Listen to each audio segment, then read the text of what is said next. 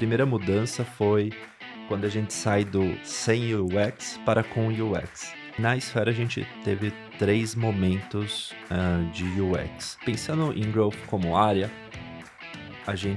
eu não vejo como ser ter uma ação completa de growth se a gente não envolve UX.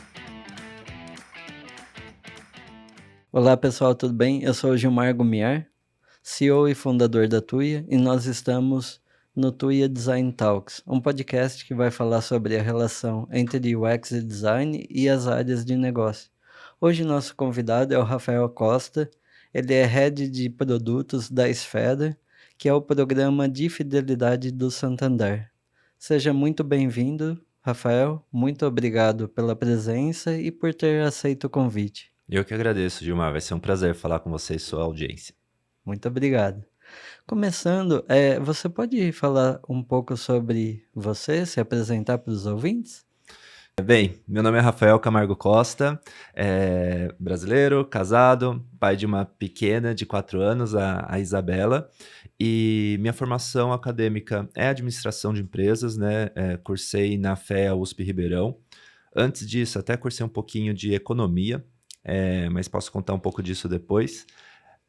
E eu tive uma formação profissional muito focada em consultoria, né? Foram quase 10 anos na Accenture, que é uma consultoria multinacional americana, e tive uma experiência empreendedora, uns 2 anos que eu dediquei para um projeto junto com alguns sócios, o My Baby Box, e depois da consultoria, eu tive a chance de vestir os sapatos do cliente, né, que a gente fala, e literalmente, e mudei de lado, né? Virei cliente, comecei a trabalhar na Esfera. Faz 5 anos que eu tô lá.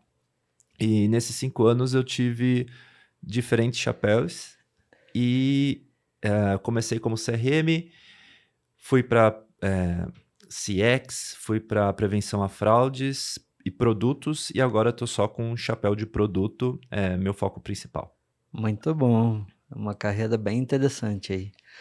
Rafael, agora você pode falar um pouquinho sobre a sua formação acadêmica? Você falou um Uhum. pouquinho, né? Pode detalhar mais para a gente? Claro, claro. Estudei em Ribeirão Preto, né, na FEA, lá. Entrei em economia, cursei 2 anos e tive a sensação de que não era bem era o que eu queria, mas eu não via muito como ser muito feliz, trabalhando com isso, né. Eu acho que o principal ponto era que eu adorava estudar macroeconomia, mas eu via que eu tinha pouca capacidade de influenciar os indicadores que eu estudava, né, então inflação, né, você é o quê? Presidente do Banco Central? Era uma coisa que eu não conseguia visualizar tanto.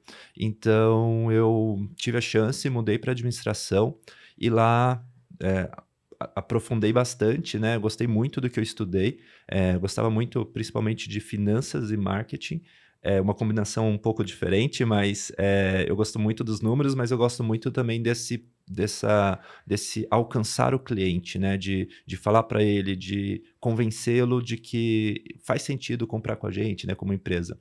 E ali eu vi que eu tinha muita oportunidade de influenciar aquelas variáveis que eu estudava, né. Eh, Tive também um pouco de atuação, durante a faculdade em organizações estudantis, né, acho que principalmente o núcleo de empreendedores da faculdade, que eu acho que até derivou um pouco aí dessa experiência empreendedora com My Baby Box, e a IESEC, que é uma organização, focada em desenvolver lideranças e trabalha bastante com estágios internacionais. Muito legal. E agora, Rafael, falando um pouco sobre sua carreira, né? Uhum. Você começou trabalhando na Accenture ali um bom período, né? Quase 10 anos. Você trabalhava mais focado em projetos, né, de estratégia e de transformação digital. Como foi esse período, né? Para quais indústrias você trabalhou? Uhum. Poxa, para mim foi um período de, assim, grande formação profissional. Acho que boa parte do profissional que eu sou hoje, sou grato à experiência que eu tive na Accenture. Comecei lá como um analista, saí de lá como um gerente já com alguns anos e conheci muitas pessoas que me inspiram, que eu admiro até hoje, né, como elas trabalham.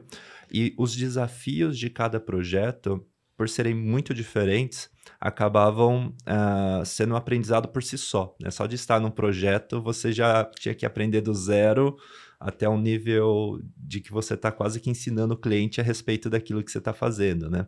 Eh, e falando um pouco de indústrias, eu tive a oportunidade de transitar em diferentes indústrias, né, do agronegócio à telecom, e passando ali por varejo, por segmento de viagens, e principalmente por serviços financeiros, né, que foi a maior parte dos projetos que eu acabei fazendo.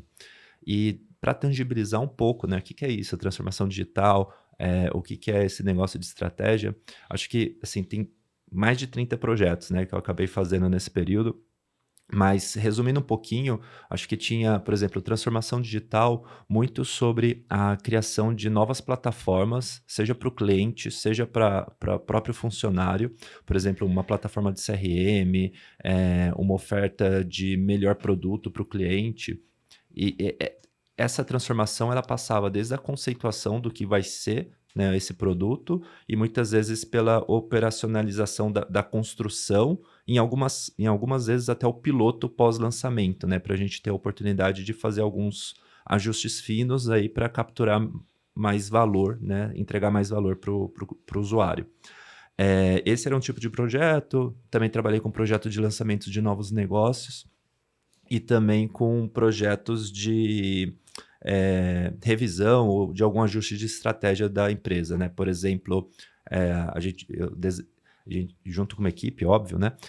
Redesenhamos um programa de fidelidade de um grande banco, aplicamos uma ferramenta que chama Orçamento Base Zero numa indústria de infraestrutura. Então, assim, experiências variadas, muita coisa que eu nunca tinha visto na faculdade até então e que a gente tem que aprender na prática, né? O mundo real é um pouquinho diferente da teoria, né. A teoria é importante pra gente ter a base ali e saber fazer, né. Exato, eu acho que a teoria ensina muito conceitos, mas que você tem que dominar e ensina uma língua que você consegue falar e se expressar e entender, né, outras áreas, outras pessoas, outros clientes, mas a aplicação muitas vezes é caso a caso, né. Acho que aqui tem um ponto muito do conceito de consultoria também que, você cria um produto para um cliente, né, então muitas vezes você tem que adaptar várias coisas para atender exatamente as necessidades daquele cliente. Enquanto que e aí dando um salto para frente, quando você está numa empresa, muitas vezes você tem que criar um produto escalável, ou seja, ele não é adaptável a cada cliente necessariamente, mas você tem que construir uma coisa que consiga escalar com facilidade, né. Não é o isso normalmente não é o output do trabalho de uma consultoria. Sim. E agora você teve uma passagem empreendedora que foi a My Baby Box, né. Você pode contar um pouquinho da startup, da sua atuação, como foi essa experiência, né, quais foram os aprendizados? Claro. Foi uma experiência bem rica, pra mim foi um MBA, até porque casa muito com o período que eu acabei de sair da faculdade, tinha começado na consultoria ainda como analista, aquela sensação de que: "Poxa, quero mudar o mundo, conseguimos". Surgiu um interesse, junto com um colega, que acabou virando sócio, de explorar potenciais negócios. Entre uma e outra oportunidade, chegamos no conceito de um site que fosse tinha 3 pilares, né. Ele focava em jovens pais e mães, e aí ele tinha nesses pilares eram, oferecer informação para esse público, oferecer uma rede social que ela partia do conceito de privacidade desde o começo, né, ao contrário do Facebook que hoje é muito fácil, né, você vai lá, configura quem você quer que veja uma coisa, quem que você não quer que veja, mas antes não era assim, né, então tudo que as pessoas postavam, muitas vezes sobre seus filhos, ficava exposto, aberto para qualquer pessoa, né, então gera bastante risco. A gente tinha pensado um pouco nisso lá em 2012, e o terceiro pilar que era depois incorporar um pouco de receita pela venda de produtos relacionados a esse público, né? Fraldas, enfim, todo esse kit de que todo mundo que já foi pai conhece aí a infinidade de produtos que tem relacionado à vida de um bebê. E essa experiência ela foi, bem marcante, ela durou mais aproximadamente 2 anos, ela concorreu ali com o momento que eu estava na consultoria, que por si só é bem intensivo em tempo, então foi 2 tempos intensivos, né, de startup e de consultoria. Eh, Trouxemos um outro sócio de tecnologia e juntos, conseguimos lançar aí um MVP, conseguimos escalar até mais ou menos perto aí de 10.000 clientes, mas, enfim, tivemos alguns contratempos, e aí acabamos tendo que encerrar a sociedade e o negócio, e eu acabei focando minha carreira mais na consultoria, mas sempre com aquela pulga empreendedora que eu tentei trazer como empreendedorismo, né? Que é aproveitar oportunidades, de se empreender estando dentro de uma empresa. E aí, dessa experiência, eu acho que saem, algumas lições, né. A primeira foi, ao começar o negócio, a gente tinha 3 pilares, e hoje eu faria com certeza diferente do que eu fiz, né, e eu acho que um ponto importante para quem quer começar também é pensar em acelerar o tempo que você tem até você, a gente fala time to market, mas em alguns casos é time to money também, porque dependendo da sua estratégia, né, se você vai ter um capital para queimar ou se você vai ser bootstrap, né, que é você se subsidia aí com seus resultados, isso faz bastante diferença. E o segundo ponto, eu acho que a importância também de se trabalhar adequadamente com todo mundo que estiver envolvido, né, junto com você, se você estiver numa sociedade, todo mundo ter, skin in the game, né, tá ali com a pele em risco para garantir que todo mundo esteja ali na mesma vibração, porque eu acho que num trabalho entre sócios, uma das grandes dificuldades aí de muitas empresas é que, às vezes, cada sócio quer seguir por um caminho ou, enfim, tem outras prioridades e isso no estágio inicial é bem crítico. Legal. E agora, falando da Esfera, né, que é a sua experiência mais recente aí, você está nos últimos 5 anos, eh, eu vou pedir para você contar um pouco sobre o seu tempo aí, na Esfera, né, você começou como CRM, foi mudando, né, trabalhou com fraude, depois agora está em produtos. Eh, Queria que você contasse um pouco da experiência e também como foi a transição, né, de sair de uma consultoria e, como você mesmo colocou, vestir os sapatos dos clientes, né. Adorei, adorei a experiência, tem sido uma experiência excelente, eh, vi é muito engraçado, eu acho que a primeira resposta que eu mais queria descobrir era: por que que um cliente, né, uma empresa contrata uma consultoria, paga muito caro e não tem tempo para dar atenção para o que a consultoria está fazendo, né. E aí eu descobri que tem uma diferença muito grande entre a vida na consultoria, que muitas vezes você tem um projeto com um escopo bem claro e uma equipe totalmente focada nesse escopo, contra a vida dentro da empresa, que muitas vezes você tem muitos desafios paralelos ao mesmo tempo, equipes enxutas entre várias atividades, ou seja, é aquele desafio de muitos pratos e garantir que nenhum dos pratos importantes vai cair. Então eu percebi que realmente, olhando agora retrospectivamente, entendo por que que meus clientes era tão difícil conseguir um horário com o cliente para falar daquilo que ele estava pagando a gente para fazer. Mas, falando um pouco da minha experiência, né, especificamente na Esfera, eu comecei como gerente de CRM lá. Foi um momento, bem no momento de transição, onde a Esfera deixava de ser uma área dentro do banco e passava a ser uma empresa apartada, né?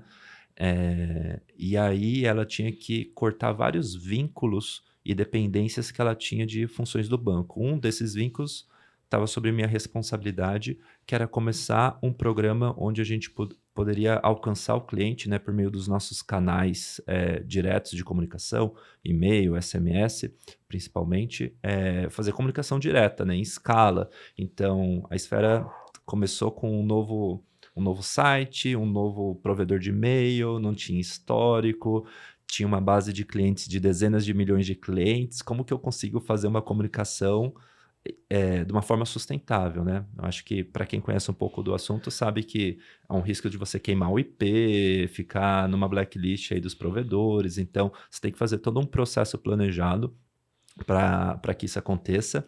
E eu cheguei bem nesse momento onde a gente lançou em outubro e eu tinha uma Black Friday em novembro, né, para executar. Então foi um desafio bem interessante. E depois, pouco mais de um ano, eu acabei sendo promovido e assumi a superintendência de produtos, que na época tinha também CX e atendimento, e estava começando prevenção a fraudes. Então, eram assuntos bem distintos entre si, e um aprendizado grande também nessas áreas. Tive a chance de colaborar, né, no processo de crescimento da Esfera. Só para referência, eram cerca de 10 pessoas quando a gente era uma área dentro do banco. Eu ainda não me incluo nesse momento, cheguei um pouco depois.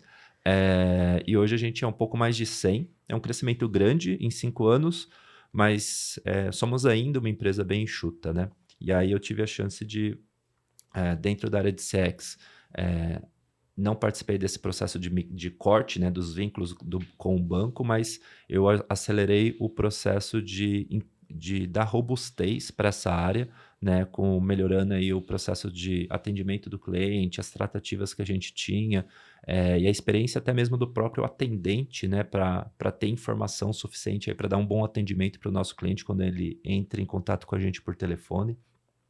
Em prevenção a fraudes, quando eu cheguei era um estagiário, e aí agora já tem uma coordenadoria com pessoas, né, trabalhando, um time mesmo trabalhando nesse assunto, que é um assunto super relevante. Eu acho que cada dia mais relevante, no mundo dos negócios. Bancos sempre foram alvos prioritários, né, porque todo fraudador sabe que tem um estoque de dinheiro lá, né, seja em pontos, seja em reais.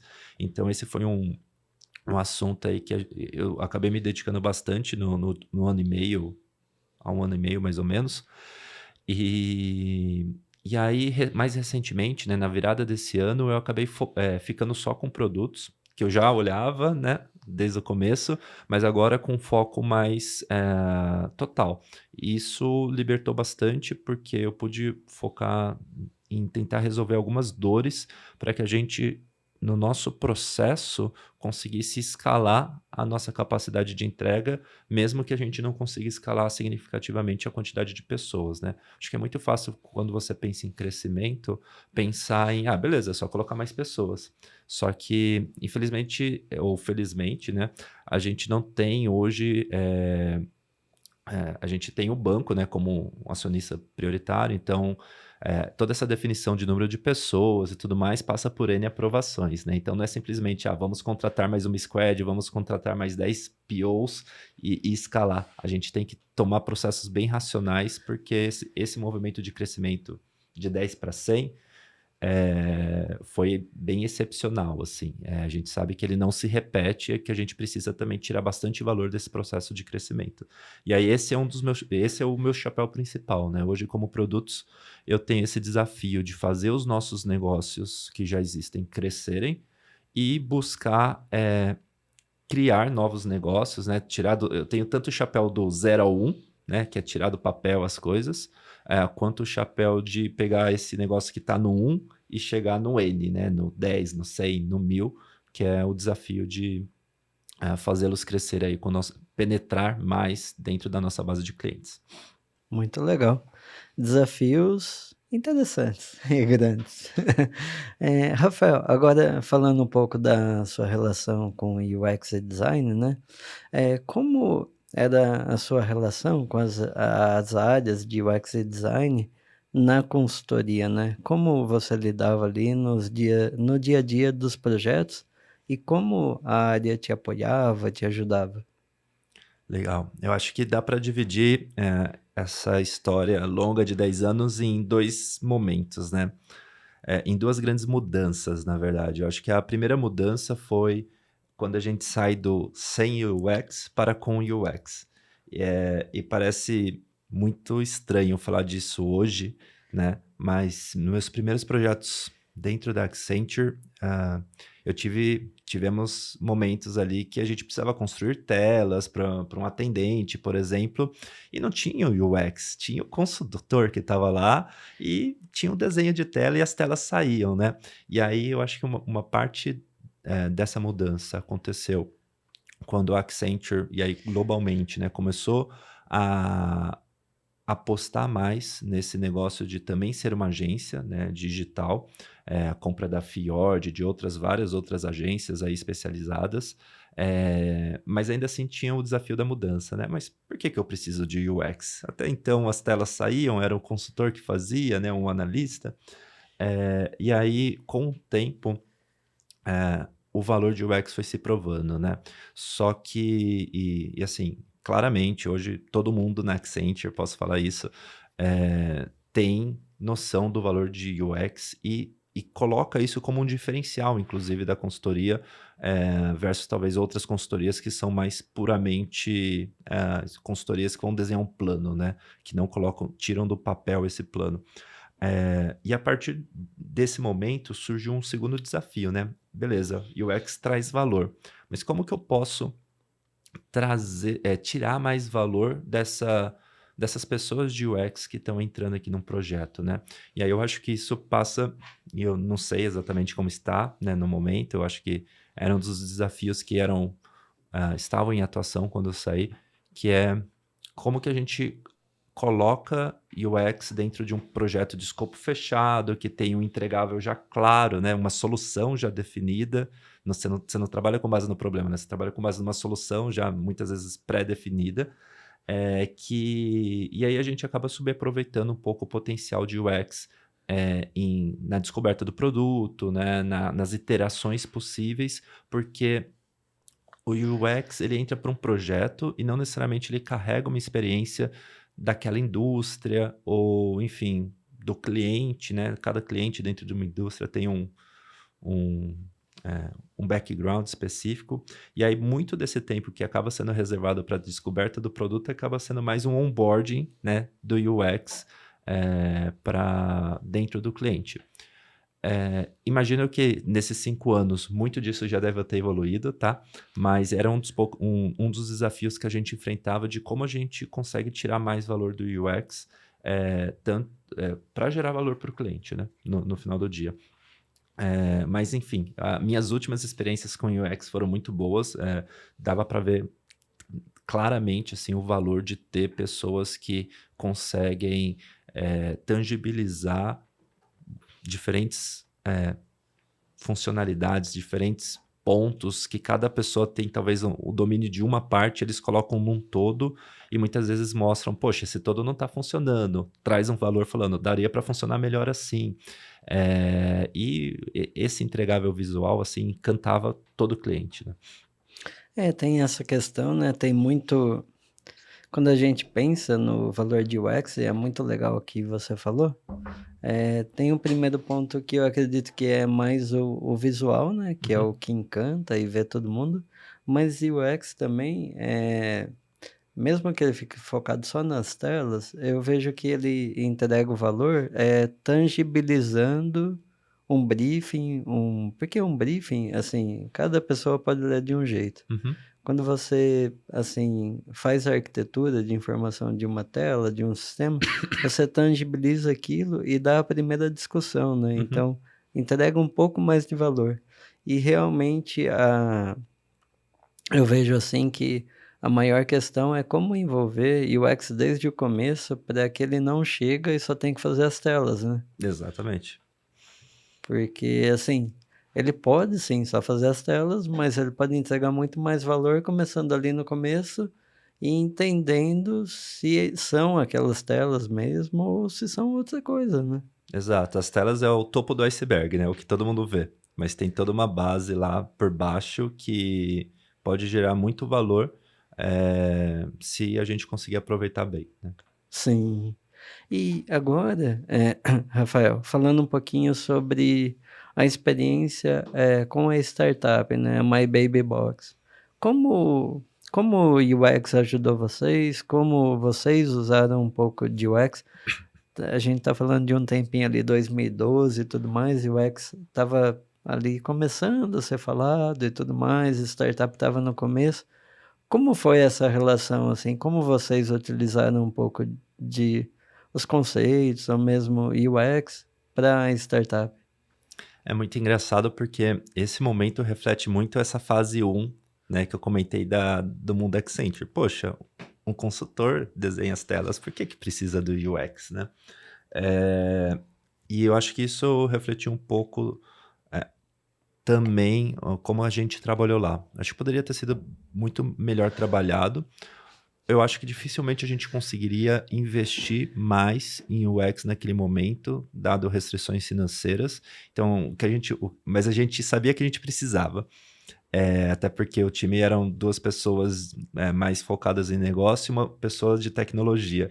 E assim, a gente via que dificilmente ia sair uma coisa agradável para jovens pais e mães pensando nos seus bebês sem uma pessoa que trouxesse um pouco de uma experiência agradável, né, para os clientes.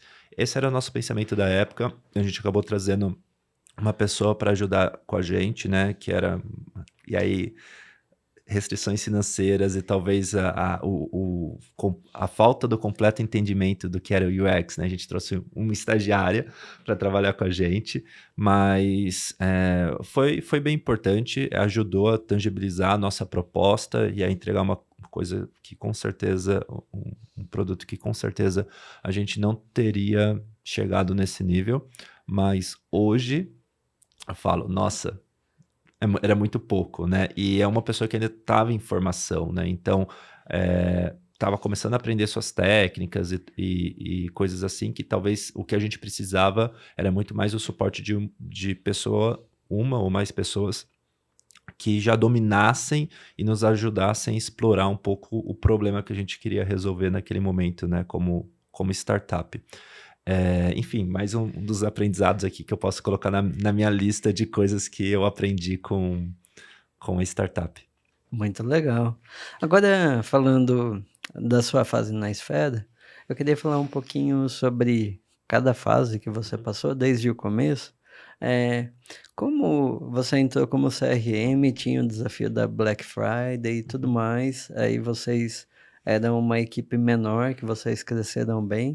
Como era a sua relação enquanto CRM com a equipe de UX? Como vocês trabalhavam como o UX ajudava a equipe de CRM, né, e ajudava o negócio em si? Contando uma longa história, nem tão longa, né, são 5 anos, mas, encurtando ela, eu acho que na Esfera a gente teve 3 momentos, de UX. O primeiro momento onde a gente não tinha UX nenhum interno, e aí a gente contratou uma consultoria externa que nos ajudou na verdade eu acho que uma consultoria externa que nos ajudou a toda a conceituação daquilo que seria a nova Esfera. Longa história curta, né, 5 anos atrás a gente trocou tudo que a gente tinha, front-end, back-end, todos os sistemas por coisas novas para ter condição de escalar. E aí todo o front que a gente tinha, né, toda a carinha da Esfera jogou fora e começou do zero. Então essa consultoria nos ajudou muito nesse processo de ter o que a gente tem hoje, né. Teve uma segunda fase, que foi quando a gente começou a sentir a necessidade de ter dentro de casa uma pessoa que coordenasse, aí uma consultoria terceira, que trabalhava mais com a parte, enfim, como se fossem os analistas, né, que coordenasse essas pessoas e tivesse uma visão única, mas já dentro da Esfera, para que a gente conseguisse trabalhar numa forma evolutiva com continuidade, porque o desafio que a gente teve nessa fase foi: os consultores vinham, aprendiam, desenvolviam, entregavam coisas muito legais, mas muitas vezes saíam para outros desafios, né, enfim, não era uma pessoa que estava 100% aqui dentro, e a gente precisava de uma relação mais de longo prazo. E aí nessa fase, foi quando a gente internalizou um coordenador, e depois a gente partiu para a terceira fase, que era internalizar todo o UX, né. Então, e aí nessa terceira fase, a gente internalizou todo o UX, E a gente começa a ver uma coisa que eu sofria talvez na consultoria, que era lá o UX ele vinha num projeto para um cliente, depois ele ia para um outro projeto de um outro cliente, um outro desafio, um outro contexto. E aqui, e essa fase de descoberta acabava sendo focada em onboarding dentro do projeto, né? Aqui eu vejo que essa fase de descoberta, ela começa a ser aplicada, né? Começa não, já tem sido aplicada e gera resultados bem interessantes que mudam muitas vezes aquilo que se está pensando como solução, né? Então, o trabalho de UX e o trabalho de produtos, apesar de não estarmos na mesma estrutura, né? São superintendências separadas, eles têm uma codependência, porque um retroalimenta o outro, né? O produto pensando em tudo que precisa ter, as regras de negócio que às vezes afetam um pouco a experiência, e a própria experiência que fala, não dá para ser assim, vamos trabalhar de uma forma diferente, dá para ser melhor. Então esse trabalho ele acaba sendo bem colaborativo hoje. Nessa questão, né, como você como você vê o valor, né, os benefícios que uma consultoria pode trazer para uma empresa, Uhum. nessa questão de criação, né, de cultura de UX, de design. Como você vê quais benefícios, né, e como pode ser essa relação? Uhum. Como ex-consultor, né, eu acho que eu vejo muito benefício de uma consultoria, principalmente com aquilo que eu brinquei um pouco, né, onde dentro de casa muitas vezes você tem muitos focos, e aí muitos pratinhos sendo tocados ao mesmo tempo e você não consegue se dedicar 100% em um, né, e aí trazer uma consultoria acaba acelerando muito processos que, se são importantes para a empresa, vale muito a pena, né, fazer esse investimento. Então, um exemplo foi o caso da Esfera, que a gente acabou, trazendo uma consultoria externa, várias pessoas dedicadas para um mesmo objetivo, que era precisamos reconstruir a Esfera, e esse trabalho foi feito com bastante coordenação, né, assim, tudo tinha que se conversar. E isso aportou bastante valor para a gente, né. Isso pode fazer sentido para uma empresa pequena, média ou grande, né. Eu acho que, empresas pequenas que, por exemplo, a fase onde a Esfera estava, que não conseguia ter uma equipe dentro de casa, poxa, não dispensem os UX que nem a gente fazia lá no começo da consultoria, né, que eu comentei que, alguém dentro de casa constrói a tela. Tem muito valor. Não só pelas telas, né, que nem você falou, Gilmar, mas, no envolvimento de toda a solução que a gente quer dar para resolver o problema, né, que a gente está enfrentando. Então, eu vejo muito valor.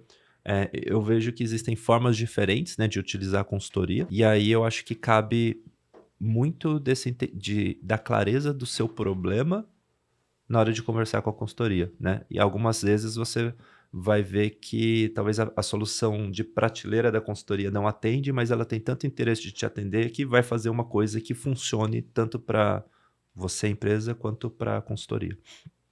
Muito bom.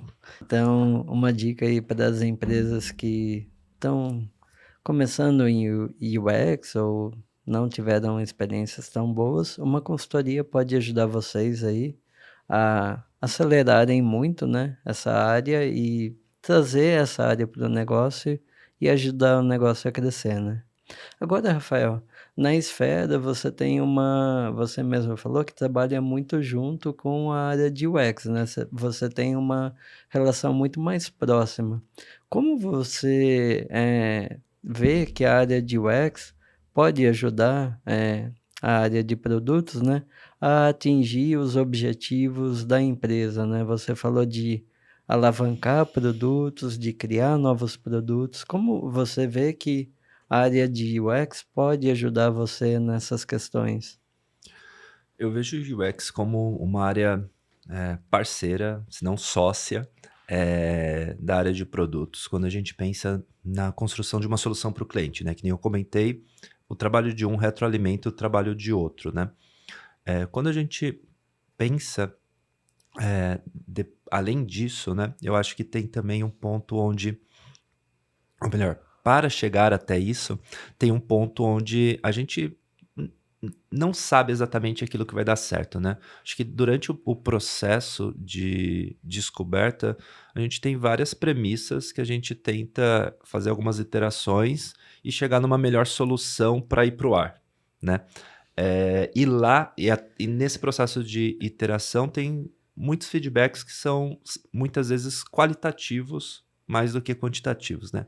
Quando a gente coloca no ar, a gente começa a ter um feedback quantitativo, são clientes reais visitando aquilo lá que você criou, e se você trabalha bem esse processo de monitoramento aí, de acompanhamento dos indicadores, você pode ter um aprendizado muito rico que que corrobora, né, com a premissa inicial. Você fala: "Puta, tive um grande sucesso", mas normalmente isso não acontece de primeira, né, normalmente você ainda tem alguma oportunidade de novas iterações, e aí já em escala, e aprender com isso para gerar um produto melhor, né, e um produto falando como solução e não como área de produto, né.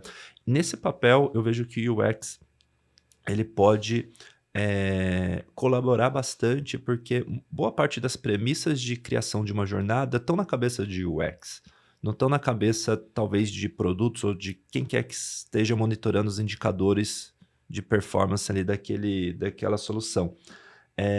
Então, se o UX colabora também nessa fase de, poxa, eu tinha uma premissa que lá na primeira página onde eu estou apresentando o produto para o cliente, iria acontecer isso e aquilo, mas está acontecendo outra coisa, né? Se você consegue ler isso na solução, você tem um grande feedback, né? Para gerar novas melhorias aí dessa solução, e no final do dia deixar o cliente mais feliz, deixar a empresa mais feliz, né, porque está gerando mais resultados. Eu acho que essa parte da colaboração é na verdade, na minha opinião, é um grande desafio, né. Eu ainda não vi muito UX se empoderar dessa parte, do processo. Vejo ele dominando muito a parte inicial da descoberta até o lançamento, mas, eu acho que esse é um desafio, assim, de como a gente pode tentar tirar mais valor como produtos e como UX, do trabalho em conjunto, né, não pensando só do 0 ao 1, mas trazendo UX também nesse desafio do 1 a N, né. É. E vocês têm alguma iniciativa, algo nesse sentido de monitoramento que Uhum. vocês fazem hoje junto com a equipe de UX na Esfera?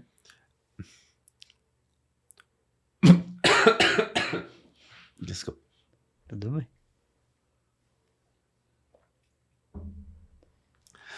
Hoje nós, trabalhamos muitas vezes em equipes multifuncionais, né, dentro da esfera.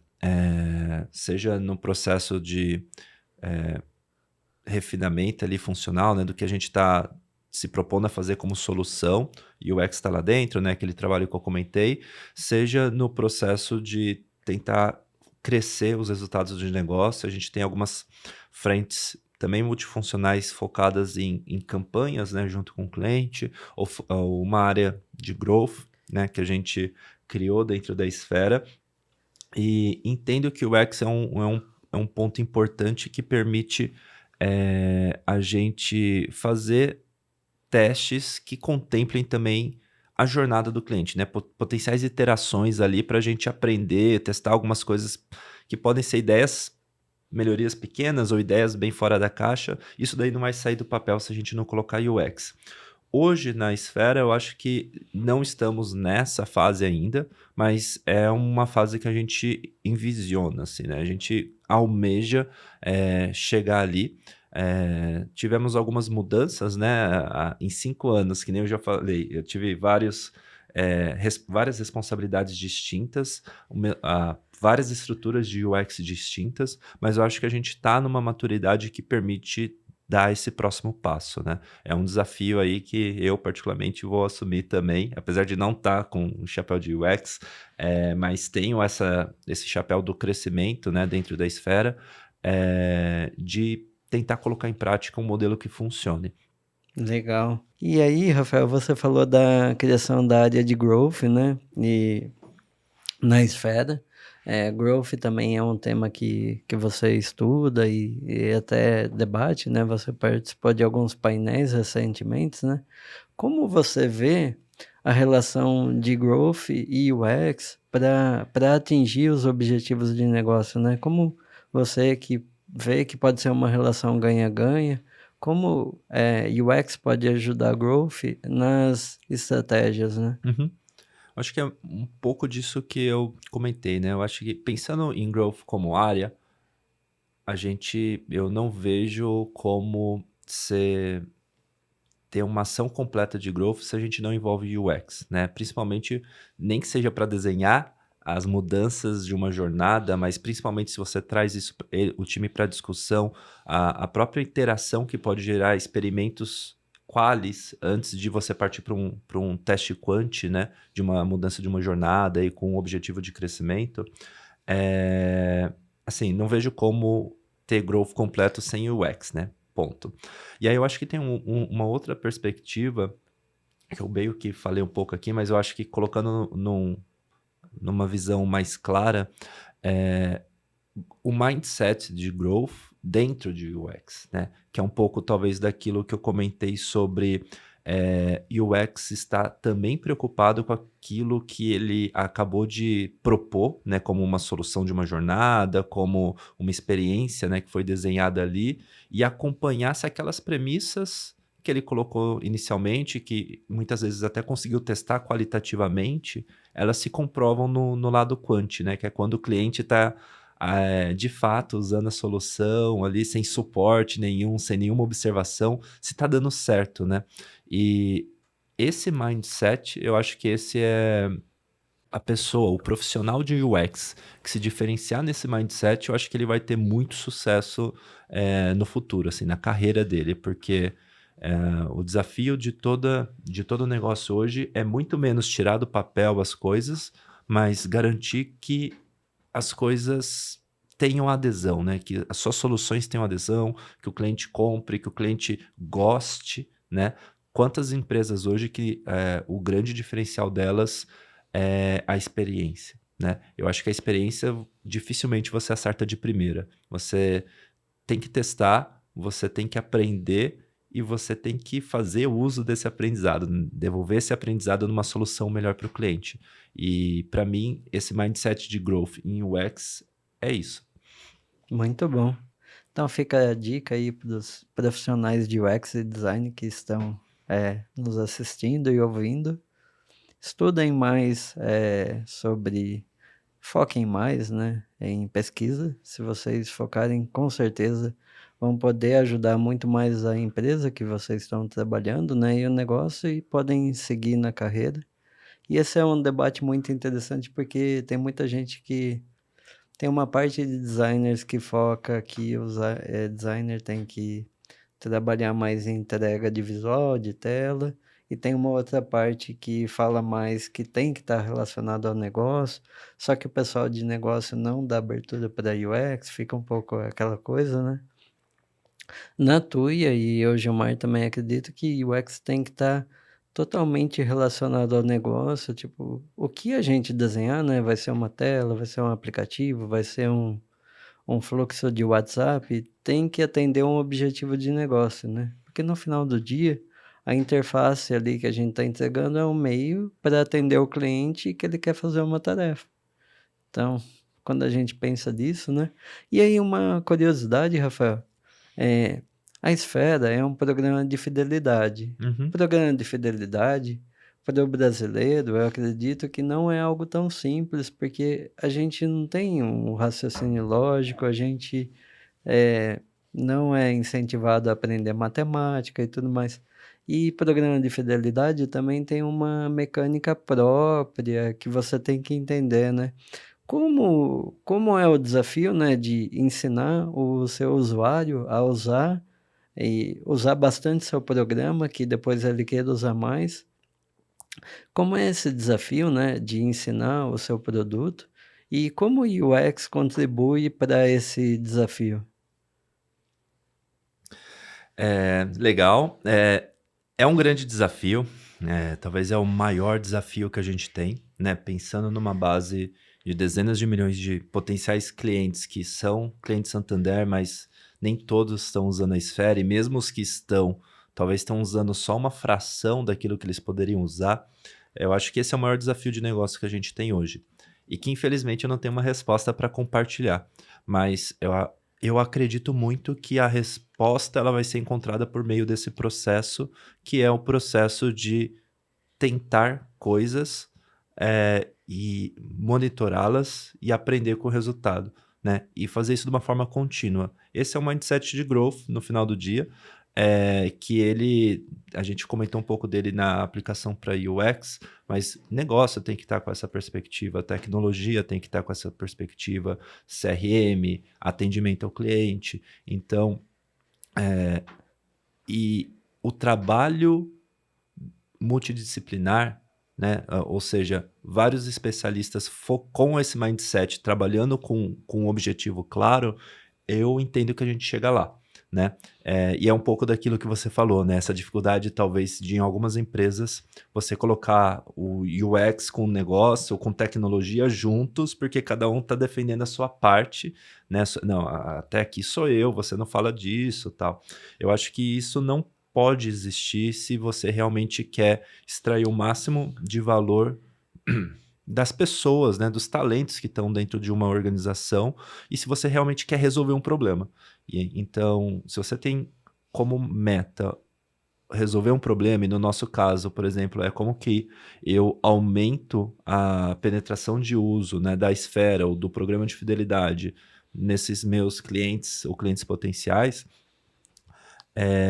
eu tenho um problema claro que eu preciso trabalhar, persistir, porque muita coisa que você vai fazer não vai gerar um grande resultado, mas no tempo o resultado ele é que nem juro composto, ele vai se compondo de uma forma que você começa a criar um momento onde você começa a olhar para trás e fala: nossa, eu estou muito longe daquele ponto que eu comecei e ainda tem uma montanha alta pela frente, mas eu consigo, né? Eu já andei pra caramba, agora vamos seguir em frente que o nosso trabalho está funcionando. Acho que esse é o espírito, né? Legal. E agora, Rafael, eu vou colocar um assunto que está todo mundo falando, e tanto tecnologia, fora tecnologia, que é a inteligência artificial, né? Como você vê que a inteligência artificial vai impactar a questão de programa de fidelidade e a esfera, né? Uhum. Como você vê que quais benefícios e quais impactos que ela pode trazer para vocês? Em primeiro lugar, eu acho que não devemos ter medo, né? É mais uma ferramenta que vem para gente fazer uso. E aí eu gostaria de talvez também de separar em dois pontos, né? Duas visões diferentes. A inteligência artificial não generativa, né? Que é aquele machine learning, um deep learning que existe já há algum tempo, e que tem muitas soluções no mercado que fazem bom uso disso.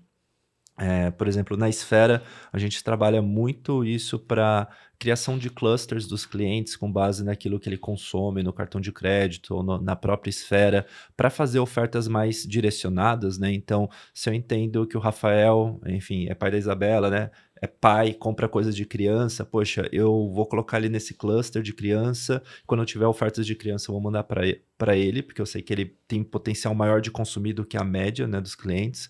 Se eu entendo que o Gilmar gosta muito de vinho ou de restaurantes, eu tenho um cluster para isso, que eu consigo fazer ofertas direcionadas. Tudo isso dá para fazer antes da IA generativa, né? Fora ferramentas de recomendação online, né? Quando você está no site, aparece lá, produtos recomendados para você, né? Essas informações também podem alimentam, na verdade, esses mecanismos, e ele pode fazer no seu primeiro acesso num site, mesmo que eu não tenha informação de navegação sobre você, eu te conheço porque você é um cliente, nesse caso Santander, Esfera, e eu sei que você, sei lá, tá no momento talvez de consumir mais coisas de eh, construção, né? Você está fazendo uma reforma, talvez na sua casa, eu posso oferecer ferramentas, posso oferecer algumas lojas parceiras que a gente tem e que podem ser interessantes para você. Esse é um caminho. E o outro caminho da IA generativa, eu vejo aqui acho que ainda não está claro para todo mundo todos os casos de uso que vão ser possíveis com isso, né. O que se comenta muito, e eu acho que já é um caso aplicável, é a possibilidade de você gerar conteúdo, seja escrito ou visual, com muito mais facilidade, num custo muito menor do que era antes, né, que dependia 100% de pessoas. Hoje, talvez uma pessoa pode, por meio da inteligência artificial generativa, ela pode gerar muito mais, né, produzir muito mais. Obviamente, a IA sozinha não vai fazer nada, tem que ter um bom, eh como que chama a nova função? É um operador de prompt, né, para dar as instruções e garantir que o resultado atenda aquilo que você quer, mas é um grande acelerador, né, de produção. Isso esse lado da IA generativa, por exemplo, me faz ver com um pouco mais de como sendo mais possível a entrega de um contexto de hiperpersonalização, que antes, na minha visão, era muito difícil de se aplicar, porque é muito custoso, né, você fazer todas as possibilidades de, sei lá, um banner diferente. Por exemplo, eu tenho quase 30 clusters diferentes de consumo. Como que eu tenho que dar uma jornada distinta para 30 tipos de clientes diferentes? Como que eu vou fazer isso, né? Muito difícil de criar essas peças e configurar tudo isso. A IA generativa dá um passo para permitir que isso seja possível. E um outro caminho,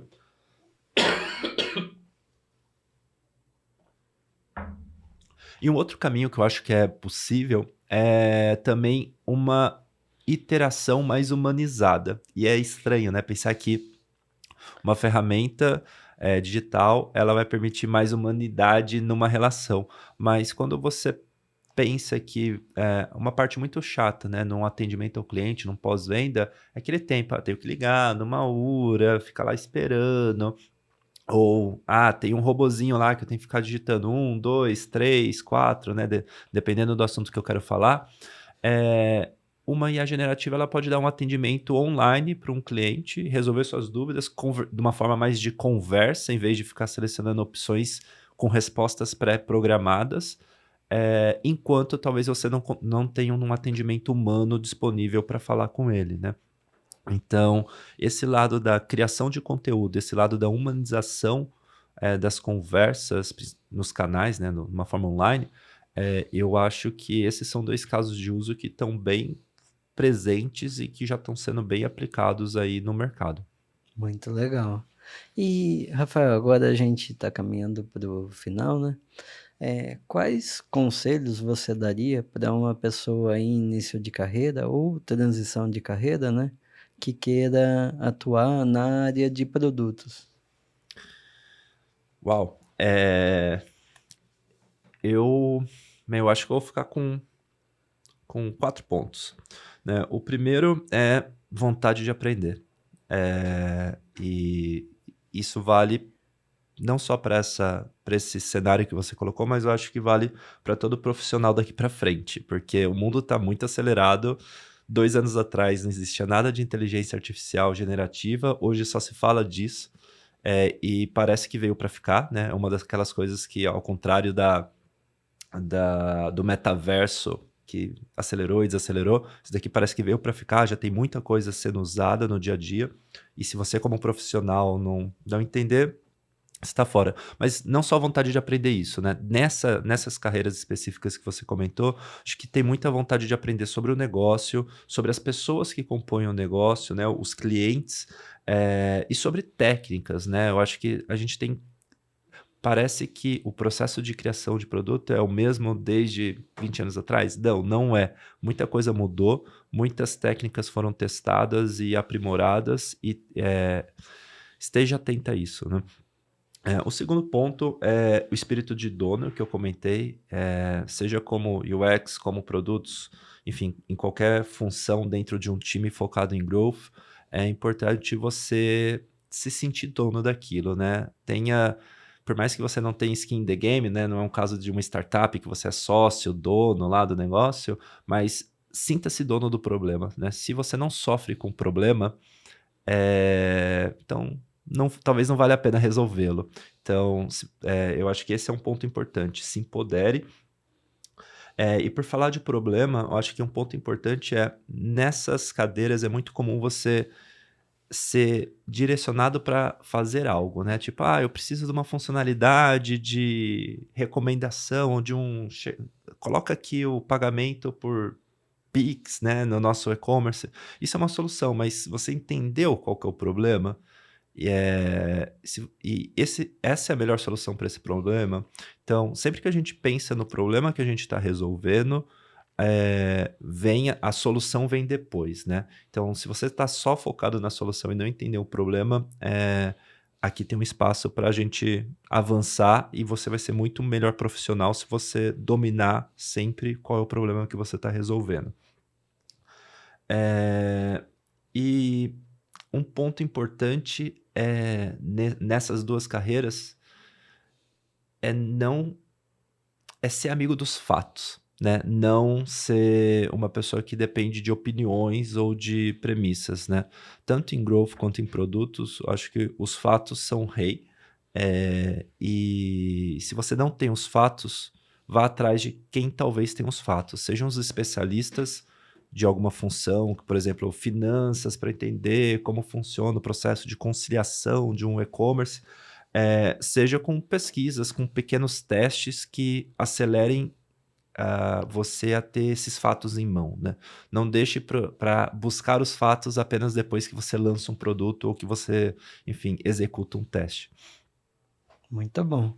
E agora, Rafael, para finalizar, como o pessoal te encontra na internet, nas redes sociais? Eh, Acho que o meu principal perfil é no LinkedIn. Lá eu tô, se você procurar linkedin.com/, meu nome completo, né, Rafael Camargo Costa, Rafael com PH, só para garantir, você me encontra, fique à vontade de me dar um oi lá e a gente pode continuar essa conversa por lá. Muito bom. Então, muito obrigado a quem assistiu até aqui, quem ouviu. Para quem quiser acompanhar, né, os próximos episódios, é só seguir a Tuia nas redes sociais ou o podcast, nos agregadores de podcast. E muito obrigado, por aceitar o convite, pela participação aqui, por trazer, assim, todos os insights, né, e toda essa visão sua de consultoria e de empresa, e essa visão do valor de UX, né, do também da transição que a área teve, e na visão de uma pessoa de fora. Então, muito obrigado, Rafael. Eu que agradeço o convite, Gilmar, um prazer e obrigado a todo mundo que ouviu até aqui também. Um abraço. Um abraço, pessoal. Até mais. Tchau, tchau.